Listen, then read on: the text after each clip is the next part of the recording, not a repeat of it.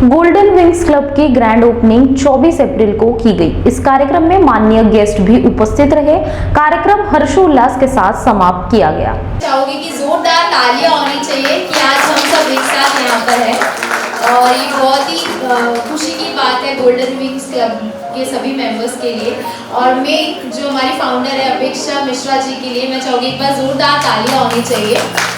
She is planning the whole soul thing like since the years और ये इस वक्त जाकर पूरी हुई है और आप सबको यहाँ देखकर वो सबसे ज़्यादा खुश होगी, मैं जानती हूँ। मैम प्लीज़ यहाँ आ जाइए। ओके, तो गोल्डन विंग्स क्लब जैसे मैम ने ये आपसे कितने दिन पहले प्लानिंग हुई थी, मतलब कब सोचा था पहली बार कि ऐसा एक क्लब मैं सभी लेडीज़ के लिए ओपन करूँगी? 2-3 साल पहले, पर कोविड आ गया। हाँ, मतलब 2-3 इयर्स पहले मैम ने प्लान किया था। और ये जो क्लब का जो मेन पर्सपेक्टिव है और ये जो मोटो है, देखिए हर लेडी में एक ना एक टैलेंट होता है और मैं जानती हूँ आप सभी मल्टी टैलेंटेड लेडीज़ हैं, क्योंकि देखिए आपका जो टैलेंट है घर से लेकर बाहर तक आप मल्टीपल थिंग्स हैंडल करती है, राइट? वैसे अपेक्षा जी भी करती है, राइट? आप शाश्वत जैसे बड़े हो गए आपके बेटे, तो कैसी रही जैसे आफ्टर मैरिज? पहले तो हमेशा काम बहुत ही सिंपल रहा होगा, शादी के बाद चीज़ें कैसी रही आपके लिए? शादी के बाद मैं काम करती थी, पर जब शाश्वत हुए आर्टिस्ट का ब्रेक लिया मैंने, फिर अभी शाश्वत बड़े हुए फिर से काम स्टार्ट किया। क्या बात है, एक बार जोरदार तालियां होनी चाहिए मैम के लिए।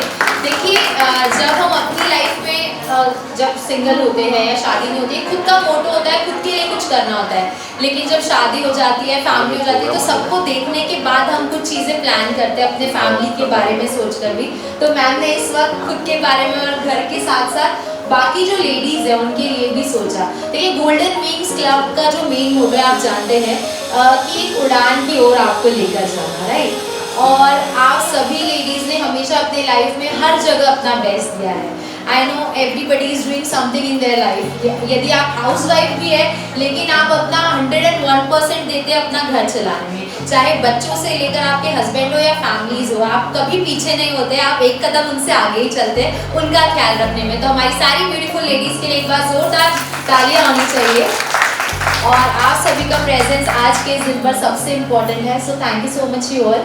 मेरी सभी प्यारी सहेलियाँ, गॉर्जियस गर्ल्स, नॉट लेडीज, सबको मेरा प्यार। और मैं आज गोल्डन विंग्स क्लब जो अपेक्षा जी और रोहिणी जी कर रहे हैं, मुझे बहुत खुशी हो रही है आज इसके साथ जुड़ के और बहुत गौरव भी महसूस हो रहा है। और अपने आप को और जब तारीफ हो रही है तो और यंग होते जा रही हूँ मैं।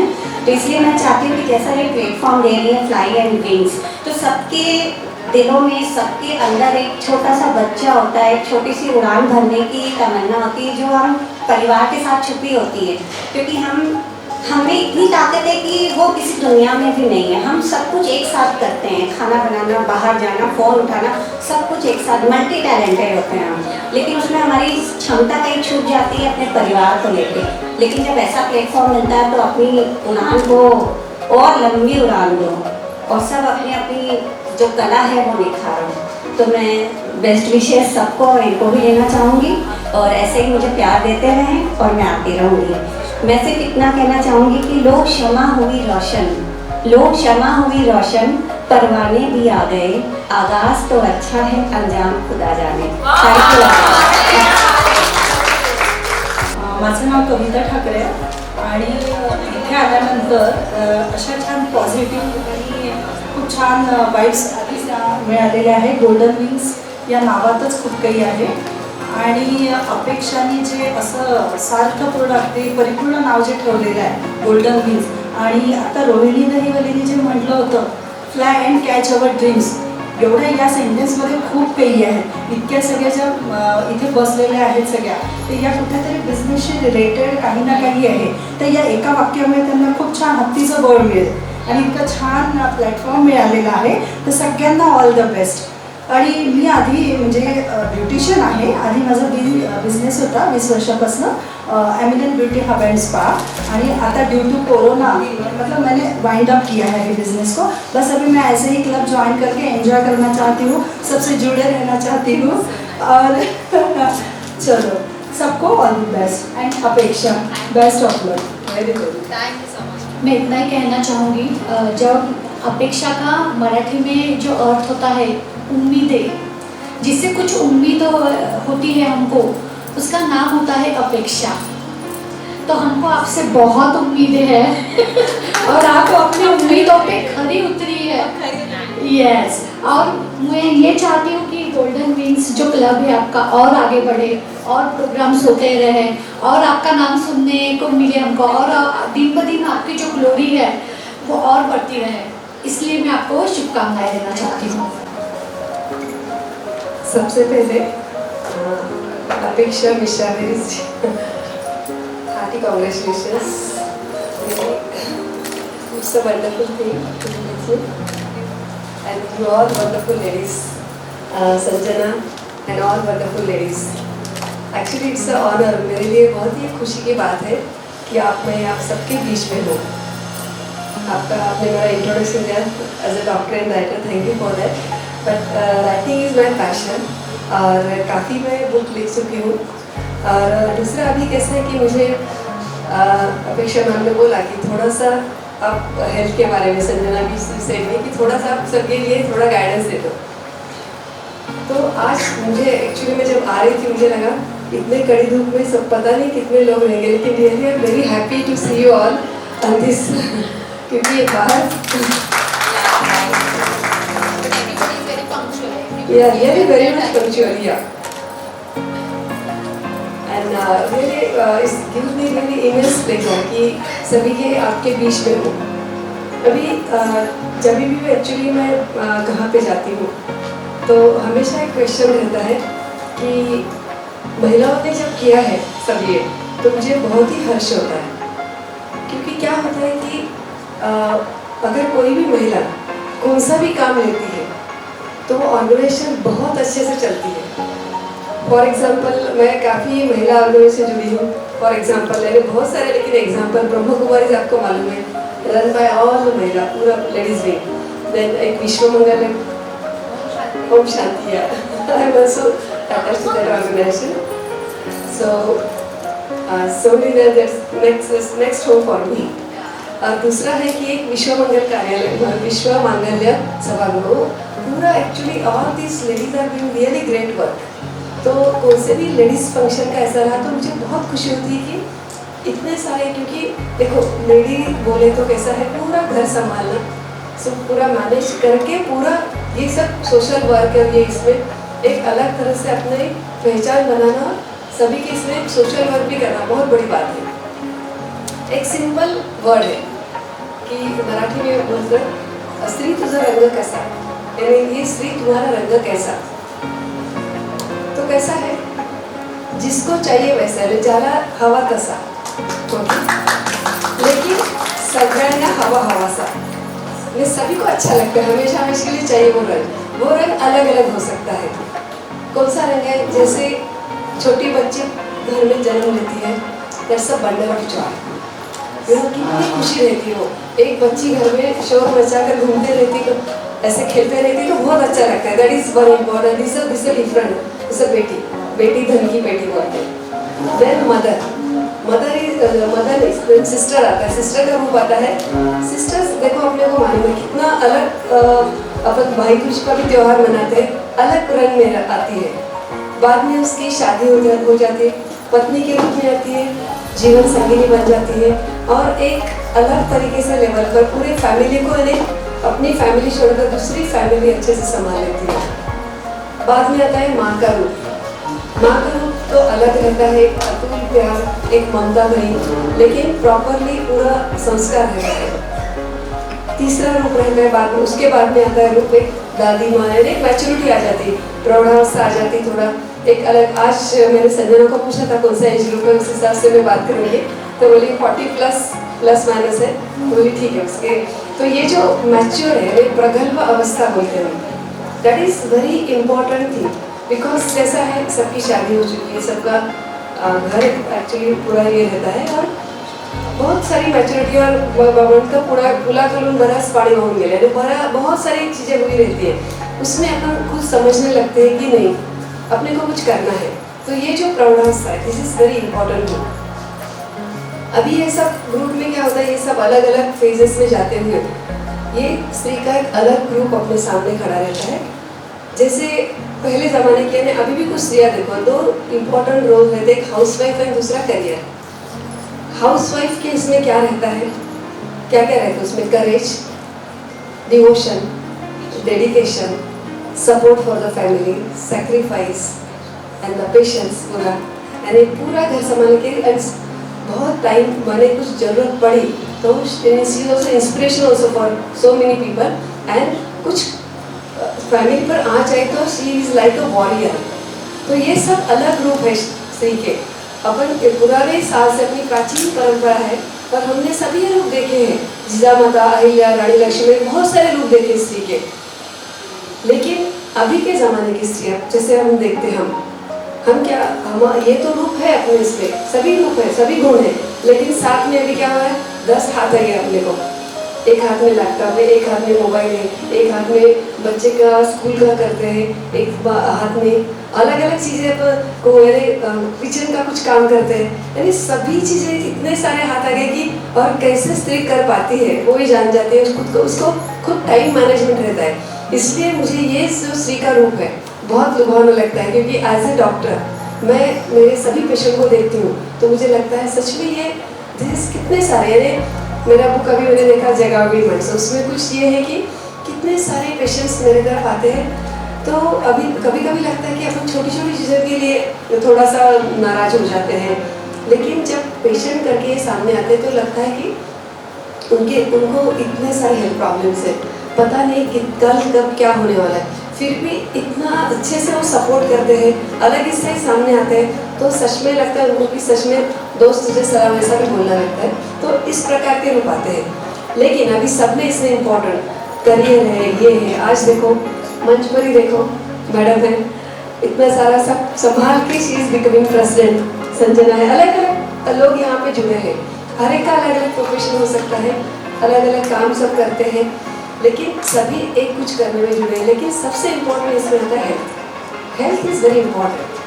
हेल्थ इंपॉर्टेंट है तो क्या है डेफिनेशन हेल्थ का? WHO, नॉट ओनली कि जैसे हम फिजिकली स्वस्थ है, ऐसा नहीं, it's a mental, social and the physical wellbeing, it is health. यानी मेंटली भी अभी सब अच्छा रहना बहुत ज़रूरी है, क्योंकि कोविड में हमको सिखाया है कि क्या रहता है मेंटल हेल्थ। तो दिस इज़ वेरी इंपॉर्टेंट। दूसरी बात है कि इसमें कैसा करना चाहिए, भी कहाँ पे हैम्पर होती है पॉवर्टी। यहाँ पे स्त्री की हम सारी महिलाएं हमेशा देखते हैं हमारे घर में काम करने वाली या बाहर में रास्ते पर कुछ काम कर रहे हैं, बिल्डिंग पे काम कर रहे हैं, अलग अलग प्रकार की अलग मेरे यहाँ तो सभी अलग अलग तबके से महिला आती है, अलग अलग समाज स्तर से महिला आती है। तो सभी महिला एक अलग स्पिरिट रहता है कि अपने फैमिली बच्चों को पालना, लेकिन उसके हेल्थ का क्या, क्योंकि पॉवर्टी है, एजुकेशन है, ये सभी उसको हैम्पर करते हैं। तो उसको अपने अभी जैसा हमारा ग्रुप बना है तो उसमें अपने को कुछ ना कुछ योगदान देना है कि ये महिलाओं के लिए हम क्या कर सकते हैं। ठीक है, अपना बाकी काफ़ी चीज़ें सेटल है तो कुछ करना चाहिए। जैसे हम रेगुलर कैंप्स भी करते हैं, every yearly we are doing camp. Even Balaghat में regular I am doing camp, मोचा करके वहाँ से हम गाना किस्ती के लिए जाते हैं। लेकिन कितने लोगों को मालूम है वहाँ पे आजू बाजू में कितने सारे आदिवासी विलेजेस हैं, तो वहाँ पे कैंप किया था तो ध्यान में है कि उनके तरफ तो हेल्थ सेक्टर पहुँचा ही नहीं है, मालूम ही नहीं है। ऐसे केसेस देखे कि स्टेज 4 कैंसर, यानी ऐसा लगता है कि तभी उनको ज़रूरत है। तो ये सब, लेकिन अभी मैंने इवन नागपुर में भी देखा है, नागपुर में रहकर भी अपने हेल्थ के बारे में महिला इतना ध्यान नहीं देती। उनका पहला प्रायोरिटी रहता है फैमिली, लेकिन हेल्थ में ध्यान डालना बहुत ज़रूरी है। अभी हेल्थ में ध्यान कैसे डालेंगे, तो थोड़ा सा सोचो कि स्त्री की अवस्था है कौन सी इम्पोर्टेंट। एक एडोलसेंट, जैसे समझना लगता है बाल्यावस्था तो ठीक है सभी केयर करते हैं, लेकिन एक एडोलसेंट फेज है 10 to 19 ईयर्स, जिसे एडोलसेंट यानी पौगंड अवस्था बोलते हैं। दूसरी अवस्था आती है इम्पोर्टेंट प्रजननशील अवस्था, यानी रिप्रोडक्टिव फेज, जैसे 20 to 40 ईयर्स ऑफ एज। बाद में क्या अवस्था आती है 40 ईयर्स इज प्रौढ़ अवस्था। तो ये सब अवस्था में तो हमारा कैसा कर्तव्य बनता है अभी हमारे घर के प्रति और समाज के प्रति। जैसे हम हमारे हॉस्पिटल में कभी भी लड़की होती है, आज भी ऐसा होता है, दूसरी लड़की होगी कि सबके चेहरे लटक जाते हैं, मुझे बहुत खराब लगता है। हम हमेशा, हमारे गर्भ संस्कार का प्रोजेक्ट है, हम उसमें हमेशा बता रहे हैं कि लड़का या लड़की है ऐसा है ही नहीं, उसको एक व्यक्ति करके देखो आप, ये भगवान से नेचर से आया है, हमारा इसमें कोई भी नहीं। बाकी एनिमल्स कभी करते क्या हम क्यों करने लगे कि ये लड़का ही चाहिए, ऐसा ही चाहिए, वैसा ही चाहिए। सभी एक समान रहते हैं, तो उसको वेलकम द गर्ल चाइल्ड, यहाँ से अपनी पहली शुरुआत हो जाती है। ठीक है, बाद में आता है एडोलसेंट यूथ, उनकी अलग अलग प्रॉब्लम है। आज का एडोलसेंट यूथ देखो, यूथ है अप टू 24-25 ईयर्स हम यूथ बोलते हैं, क्योंकि आज स्ट्रेस है, एजुकेशन है, टेंशन्स है, so many tensions, career, competition, इसके इसमें उनका हेल्थ के ऊपर ध्यान नहीं लगता है। इन्हें कभी कभी ऐसे होते हैं कि मुझे लगता है कि ये ज़्यादा बिजी है, मैं ज़्यादा बिजी हूँ। सुबह 7 बजे से रात से 8-9 बजे तक ट्यूशन और ये, तो घर के लोगों का ये काम है कि हर एक को मैं बोलती हूँ कि अपने लड़का लड़की कोई भी हो, 1 घंटा एक्सरसाइज के लिए देना है उनको। 1 घंटा बिल्कुल हर एक को एक्सरसाइज की आदत लगाना है। बच्चों को बचपन से ही आदत डालो कि उन्होंने कुछ ना कुछ योगा करो, एक्सरसाइज करो, और सुबह जल्दी उठने की आदत। कल ही मैंने एक लड़की को पूछा कितने बजे उठते हो? 10 बजे, 9 बजे। मुझे ऐसे आंसर्स आते हैं। कॉलेज में पढ़ने वाली लड़कियाँ, मुझे लगता है कैसा मैनेज कर पाएंगे आखिर? तो कुछ तो भी बदलाव आना जरूरी है। तो हम लोगों का ही काम है, घर के मेंबर्स का, कि उनके इसमें वो जगाना चाहिए, टीचिंग चाहिए, प्रॉपर डाइट। मैंने कितने घरों में आज भी अच्छा खाना नहीं अच्छा लग रहा है कि बेटा ठीक है अपन बाहर से बुला लेंगे, ऐसा मत करो। तो उनको आदत डालो, नॉर्मल दाल चावल सब्जी रोटी फ्रूट सलाद सबकी आदत डालो, क्योंकि उनकी हेल्थ खराब हो रही है, क्योंकि आगे जाकर वो अलग फेज में जाने वाली है, रिप्रोडक्टिव फेज में। अब उसको खुद की स्ट्रेंथ, हीमोग्लोबिन अच्छा चाहिए, विटामिन डी अच्छा चाहिए, ये सब चीज़ें उसके लिए ज़रूरी है। उसके बाद में रिप्रोडक्टिव एज ग्रुप, सब्जेक्ट बहुत बड़ा है, लेकिन जब I am just touching all the subjects, all the phases of life, तो रिप्रोडक्टिव फेज में आते हैं। हमारे घर में कोई भी है तो उनको प्रॉपर सलाह देना हमारा काम है। अभी आप अलग ग्रुप में बहू वगैरह तो नहीं होंगे, लेकिन फिर भी जो घर में ननद है, कोई देवरानी है, सबको अपन बोल से बहन है कि किस प्रकार से बराबर से हेल्थ केयर करो, खाने के ऊपर ध्यान रखो। क्योंकि आजकल मेरे तरफ जो आती है प्रेगनेंट लेडीज, एज इज 70, 80, 90 ऐसा रहता है, तो डेफिनेटली प्रेगनेंसी रिलेटेड कॉम्प्लिकेशंस बहुत आते हैं। मेरा प्रोफाइल के बारे में अगर जानना चाहते हैं तो मेरी ऑलरेडी 5 प्राइवेट लिमिटेड कंपनीज हैं। मैंने अपनी लाइफ की शुरुआत जो की थी इन्हीं फर्म से की थी, माया क्रिएशन से। उसके बाद मैंने अपनी सेकेंड फर्म डाली, प्राइवेट लिमिटेड कंपनी डाली, Vayra solar India private limited. उसके बाद मैंने blessing farm eco world private limited डाली, जिसमें डायरेक्टर है। फिर मैंने ब्लेसिंग फार्म प्राइवेट लिमिटेड डाली। उसमें हम लोगों ने क्या किया था कि जैसे जो कोकोनट लीव्स होती है, ये जब पेड़ से गिरती टोटल वेस्ट हो जाती है, उसका कोई यूज़ नहीं होता है। वो कोकोनट लीव्स को हमने स्ट्रॉ में कन्वर्ट किया। अपने इंडिया में जो है प्लास्टिक स्ट्रॉ है वो बैन नहीं है, लेकिन फॉरेन कंट्रीज में टोटली बैन है। वहाँ स्ट्रॉ को आप यूज़ ही नहीं कर सकते प्लास्टिक में, और वो अपने नेचर के लिए भी बहुत हार्मफुल है।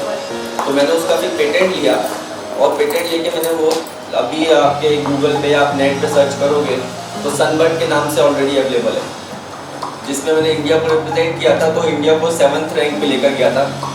2018 का best entrepreneur of the year का अवार्ड लिया, और उसके बाद मेरी कंपनी को राष्ट्रपति कोविंद के हाथ से भी अवार्ड मिला था। तो ये अपनी अपॉर्चुनिटी है मेरी। और ये 3 कंपनी के अलावा मेरी एक फर्म शाश्वत कंस्ट्रक्शन है, फिर शाश्वत फिशरीज है, और अब इनका लेडीज़ क्लब है। So nice. आप लोगों के लिए सबसे बेहतर ये है कि अगर आप बिजनेस में जाना चाहते हो तो आपको पीछे मुड़ के नहीं देखना है, या तो उस बिजनेस लाइन में आपको जाना ही नहीं है। और आप एकदम से जनरल लेडीज़ के साथ होता क्या है, हमने सोचा कि यार फ्रेंड ने बोला चलो कोई बिजनेस करते हैं, हमने चालू कर दिया। थोड़े दिन के बाद क्या हो गया, जाना इस ट्रैक पे, जाते इस ट्रैक पे, फिर होता है लॉस।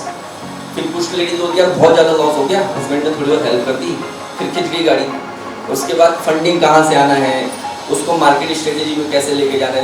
लेडीज़ का माइंड टोटल सेट है कि अब सोशल मीडिया बहुत ईजी है, डालो।